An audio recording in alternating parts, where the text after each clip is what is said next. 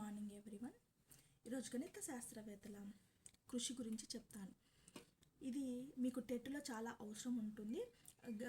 డిఎస్సికి అయితే క్లుప్తంగా తెలుసుకోవాలి, కానీ టెట్కి అంత అవసరం లేదు, పైన తెలుసుకుంటే సరిపోతుంది. ఫస్ట్ ఆర్యభట్ట గురించి తెలుసుకుంటాం. ఈయన క్రీస్తు శకం 466లో మార్చి 21న జన్మించాడు. ఓకేనా. ఈయన 23వ ఏటనే రచించిన ఆర్యభట్టీయం అనే గ్రంథాన్ని రాశాడు. దీంట్లో 121 శ్లోకాలు ఉంటాయి.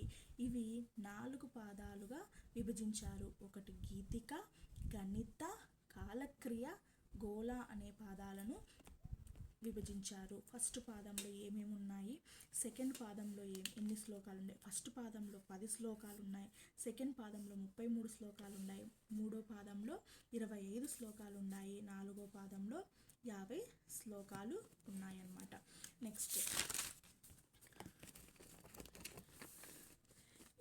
నెక్స్ట్ భాస్కరాచార్యుడు. ఈ భాస్కరాచార్యుడు మొదటి భాస్కరాచార్యుడు క్రీస్తు శకం 550 నుంచి 630 వరకు ఉన్నాడు. ఈయన భాస్కరీయం, లఘు భాస్కరీయం, ఆర్యభట్టీయ భాష్యం అనే గ్రంథాలను రాశాడు.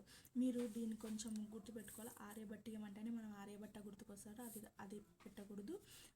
ఈ ఆర్యభట్టీయ భాష్యం అనేది మొదటి భాస్కరాచార్యుడు గారు రాశారనమాట. నెక్స్ట్ రెండవ భాస్కరాచార్యుడు.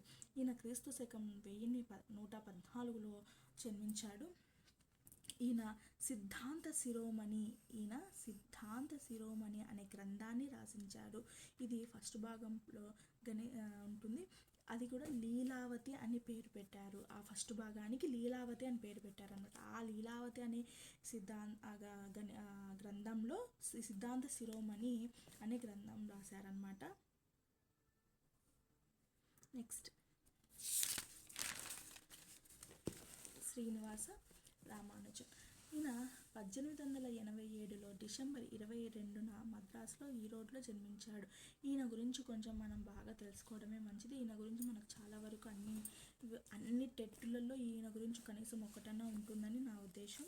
చూడండి, ఈయన చాలా వరకు నెంబర్ ఆఫ్ థియరీ అని చెప్పాడు. ఈయన కార్ రాసిన సినాపిన్ అనే గ్రంథంలో ఉన్న సిద్ధాంతాలు 6165 సిద్ధాంతాలకు ఈయనే నిరూపించాడు అన్నమాట. ఓకేనా. నెక్స్ట్ చూస్తున్నారు కదా.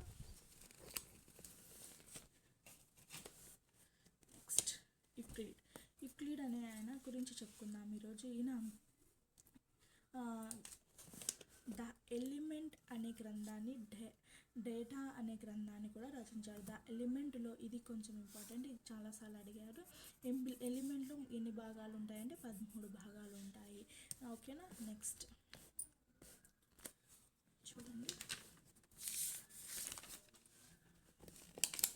Next Pythagoras. థేల్స్ స్టూడెంట్స్ మెయిన్గా చేశారు. ఈయన థేల్స్ అనే ఒక మ్యాథమెటిషియన్, ఆయన యొక్క స్టూడెంట్ ఈయన పైథాగరస్ అని ఆయన. ఓకేనా. నెక్స్ట్ స్కూల్ ఇన్ ఇటలీలో ఈయన ఒక స్కూల్ స్థాపించాడు. ఇక్కడ తత్వశాస్త్రం, గణిత శాస్త్రం, విజ్ఞాన శాస్త్రం గురించి బోధించేవాళ్ళు అనమాట. నెక్స్ట్ చూడండి, ఇక్కడ